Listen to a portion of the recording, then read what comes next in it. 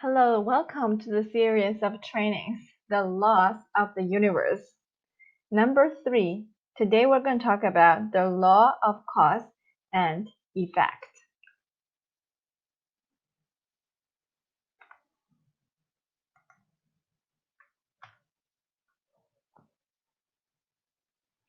In this universal law of cause and effect, we are going to cover 3 things. Number 1, what is cause and effect? Number 2, why cause and effect works. You're going to learn the mechanisms of why it works. And number 3, the shocking features of cause and effect. These are the fundamentals that once you understand how it works and the features of cause and effect, you can consciously apply it to your daily life to achieve success, to be a better human being. What is the law of cause and effect? The law of cause and effect means that for every action, there is a reaction. And for every reaction, there is an action that leads to the reaction. That means everything happens for a reason.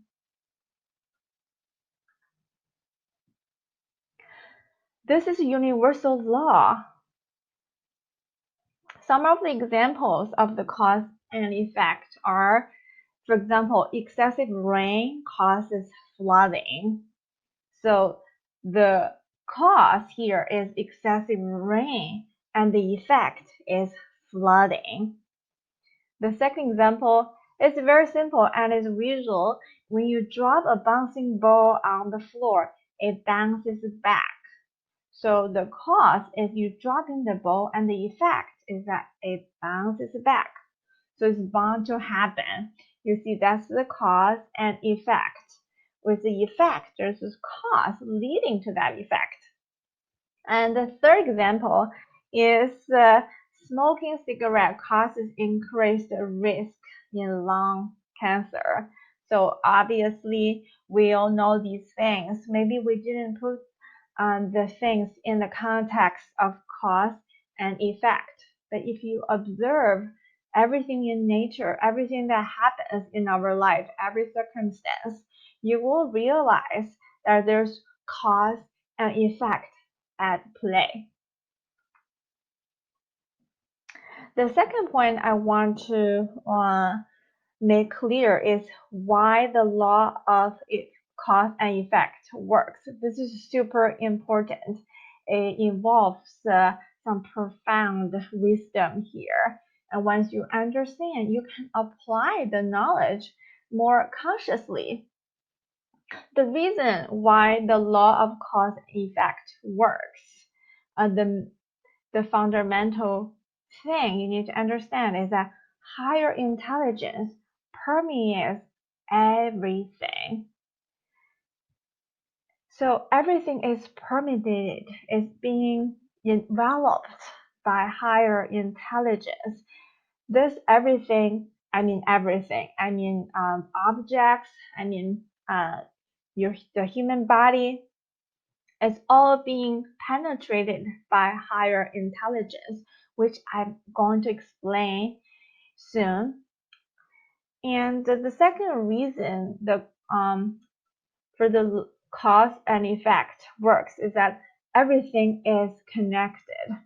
Because the higher intelligence permeates everything, it links everybody and everything together. Even though it seems on the surface level, you and your enemy, for example, are separate, but on a deeper level, you are connected. We're going to explain soon, you're going to understand. And the third reason is karma. So karma is actually a form of cause and effect. So in your relationships, there's cause and effect at play, very heavily involved. The cause and effect in affect affects relationships. So how does this higher intelligence permeates everything? And this is a fundamental thing you need to understand, how the higher intelligence permeates everything, because that's the foundation for karma. That's the foundation for the interconnectedness of everything and everybody. Is because there's a higher intelligence linking everybody together and making everybody and everything one, a one being.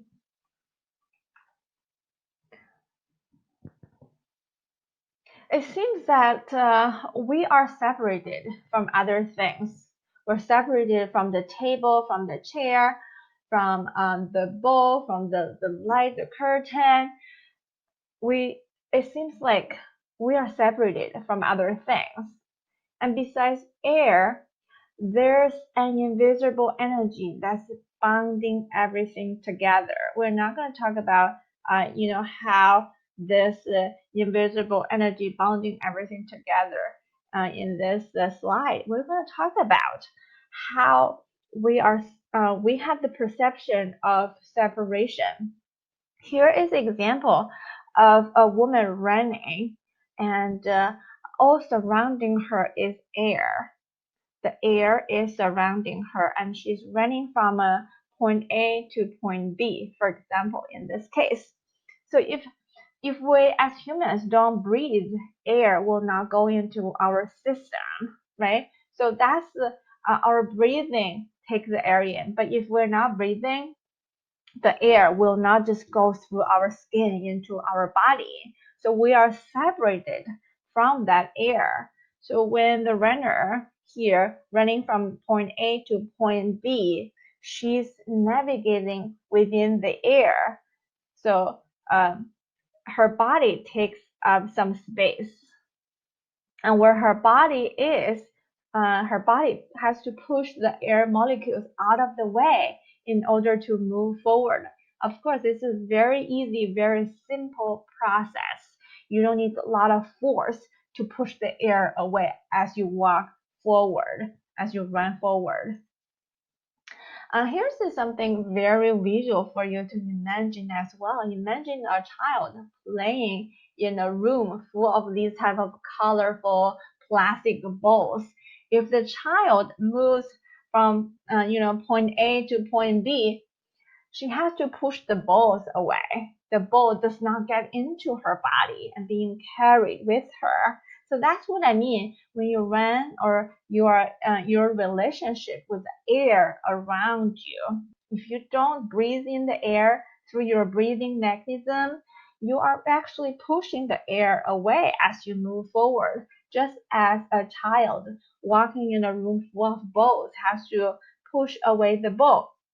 So that's our relationship with our surroundings. We are separate from our surroundings, even the air that we are in. And also, it's separated, obviously, between you and me and another person. We all have these boundaries. We don't overlap, of course. So on the surface level, we and air are separated. It seems that we are also separated from everything else around us, including other people and objects. So we're occupying a particular space. We're occupying this space and it's private to us and us only. And because of that separation, we feel that we are separated from other beings. Now, here is another example that shows you, that will give you an idea for a totally different story, a different perception to our common sense. Here, imagine a sponge, and this sponge has a lot of pores, a lot of holes inside the sponge. And now imagine this sponge moving through a gradient liquid, and this liquid has a type of gradient. perhaps it's the amount of salt or the amount of sugar or whatever substance is in this liquid. There is a gradient. As the sponge moves along the gradient, now imagine, because the holes are so big inside, water penetrates to the holes. So the sponge is soaked in the water as the sponge moves along the gradient. The water that's trapped inside is also constantly being replaced, being changed, because the sponge is totally being permeated by this liquid.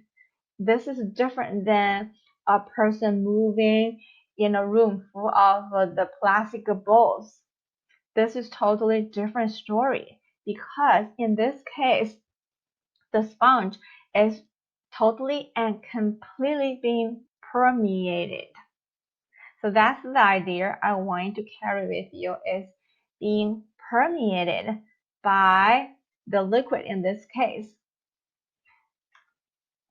And now, actually, on a micro level, our human body is even worse than the sponge, because the sponge has the visible holes.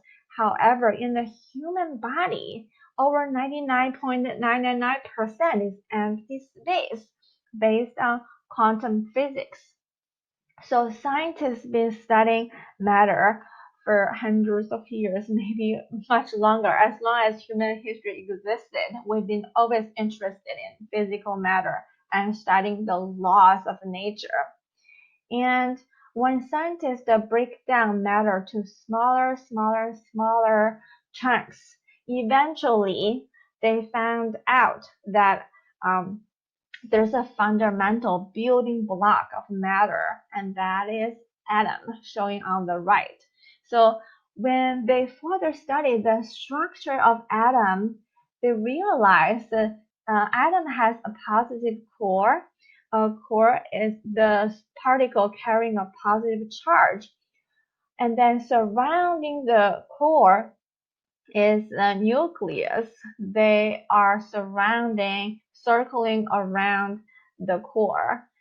However, the sizes of these quantum particles are so small, so small, that their size is neglectable. So the space in between them is huge. Now that's the building block of matter that compose the visible part of the universe, the entire universe, no matter whether it's Earth or the soil or the trees, the air, the human body, human hair, or objects, table, chairs, curtains, everything, anything.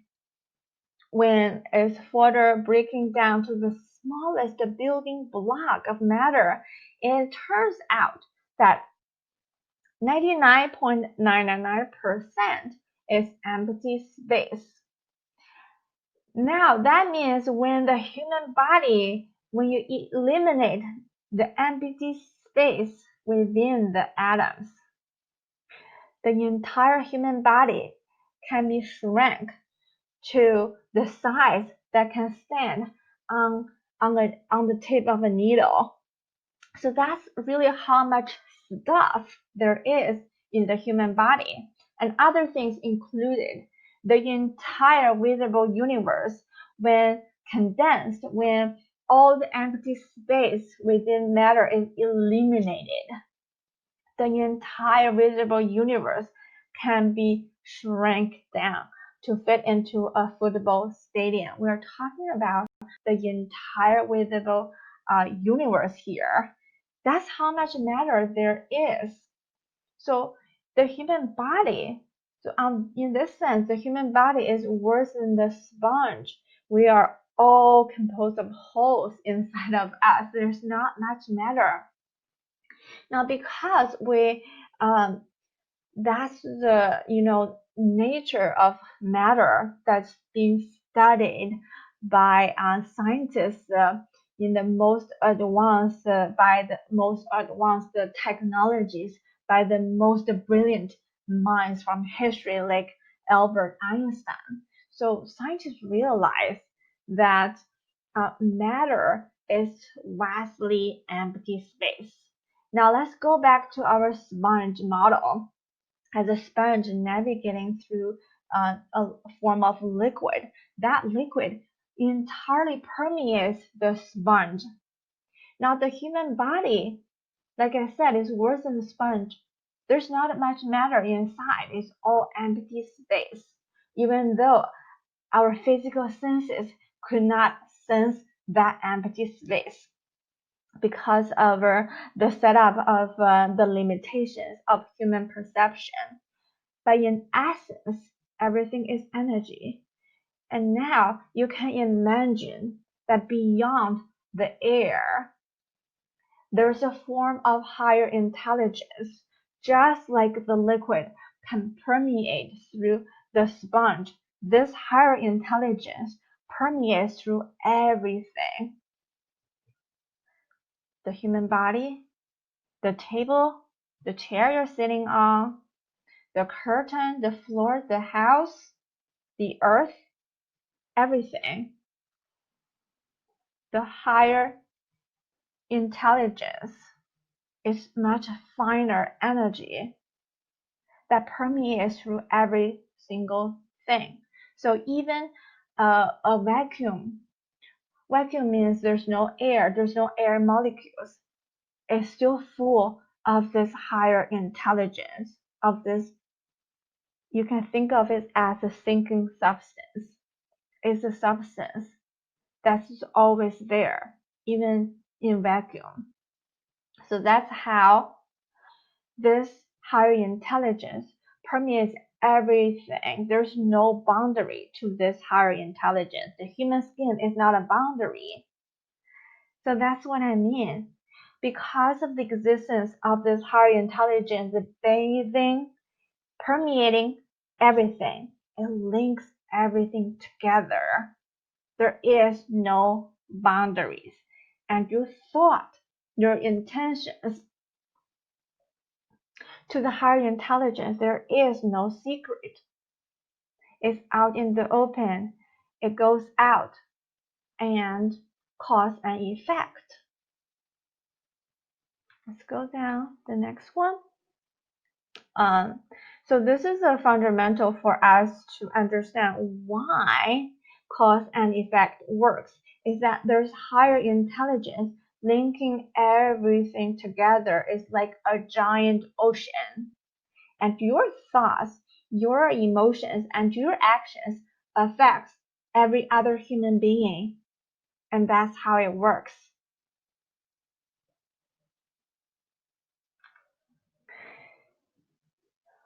So the third point I want to talk about is the shocking features of cause and effect. The cause and effect means that action leads to reaction, and that reaction could be another action. It's interchangeable, and that reaction could be action to lead another reaction. So it goes on and on. It's a chain reaction. Here is the example. Excessive rain causes flooding. So the excessive rain is action. The flooding is reaction. Now the reaction can become an action. So that's why flooding causes damage to houses. Now in this sentence here, flooding becomes the action, and then the reaction is damage to houses. You see, excessive rain causes flooding. Flooding causes damage to houses. Damage to houses causes people to lose homes. People losing homes causes more things. It keeps on and on and on. So when in the beginning you have one thing, one action, it causes a reaction, and that reaction becomes action to cause the next reaction, the next reaction, the next reaction. It goes on and on and on. It's a chain reaction. So that's a very shocking feature of how the cause and effect works. The number two is the cause can come from the future. This seems to be counterintuitive. We think you have to have a cause to have an effect. But could it be possible the cause come from the future and effect is in the past? This is totally possible. Now you can think about a river. The water is flowing down the river. And if in the down the stream you have a giant rock, for example, stopping the water. So that is a cause, right? The giant rock stopping the water downstream. It will cause an effect. So the upstream have an over accumulation of water. So as you can see in this example, the cause is downstream because you have a giant rock blocking the water, and then you have the upstream as the effect. You have a accumulation of water, overflowing or too much water upstream. So that's what can happen is in real life as well. The cause is in the future and the effect is in the past. Here is example is that desires, for example, desires are your future self calling you into your destiny. Now, your future is something in the future, or just like water flowing down, your future self. In order to achieve that future self is calling you now in the form of desire. So that desire is an effect, and your future success is the cause. Have you ever thought about reality in that way? And how beneficial that is for you to overcome fear? Because there's nothing to fear about. Your future self is successful for sure, and just in order to achieve that success, you have to take some actions now. And to have actions, you have to have the desire to take action, and that desire itself is an effect. Is your future self caused that to have that inner calling? So here is a real example for me in 2004 when I was trying to come to America. I had this intense burning desire to go abroad. I didn't have any foundation to go abroad. I didn't have the proper English, and I came from a poor Chinese household. I had never dreamed that big, and the dream scared me. That is a desire that's my future successful self calling me to take bold action. So that is how it works. That's what shocking feature of how the cause and effect can work. The future can be the cause, and your now can be the effect. So the take-home message is to tuning into your inner calling, because your inner calling is your future successful self causing you to take action. Now, the third feature is that distance does not matter. Like we talked about, the higher intelligence permeates everything. There is no distance. Everything is linked by this higher intelligence. Therefore, distance does not matter. Now, in the form of science, there is a term that called the butterfly effect. That means the term butterfly effect comes from an analogy where A butterfly flaps its wings in Tokyo, and a tornado occurs in Tennessee. It crowds thousands of miles. It's just a small event, a small cause.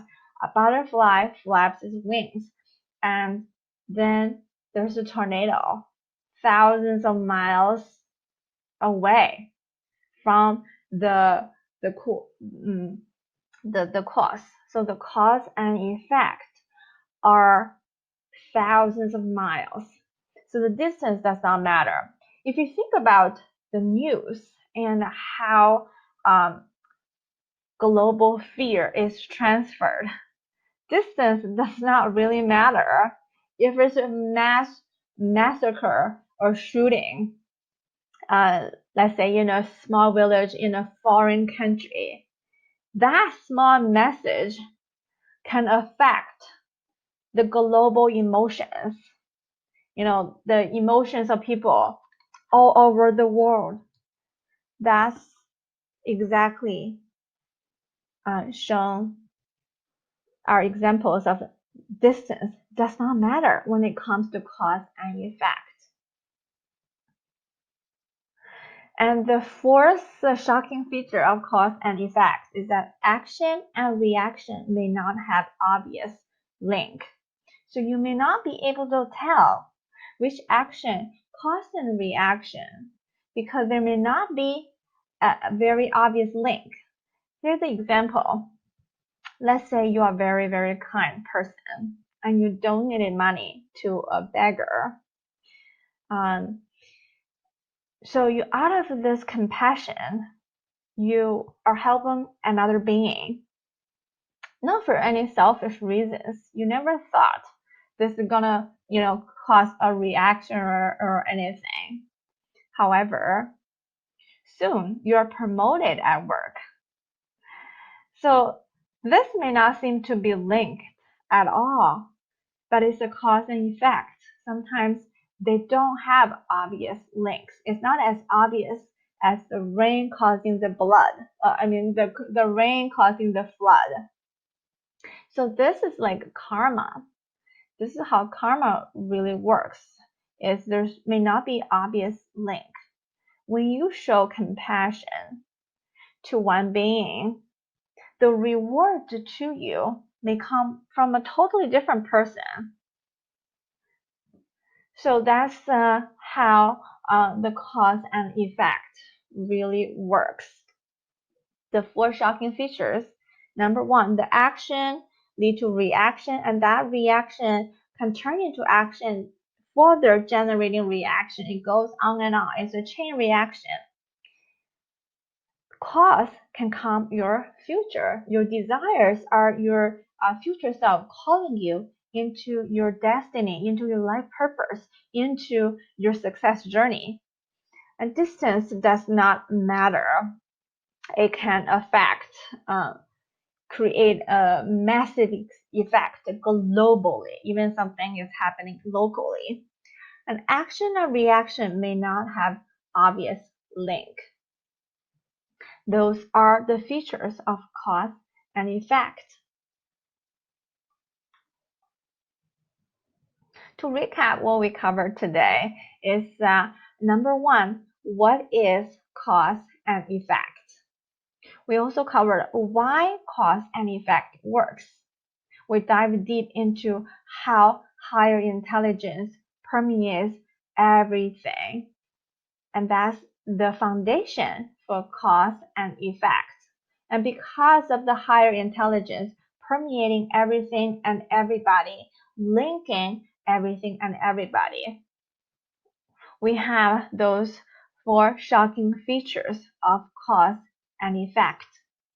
Understanding the universal law of cause and effect can help you identify those moments. You also become more conscious about your intentions, about your actions, because your thoughts, your intentions, no matter how small it is, it has a profound effect in the universe and the effect on everybody and everything.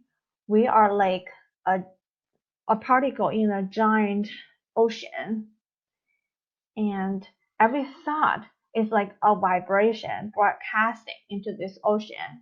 It affects everything and every event. So that is the power of your thought, the power of your intention and your action. Never underestimate your own power. Would you like a personal one-on-one strategy session with me?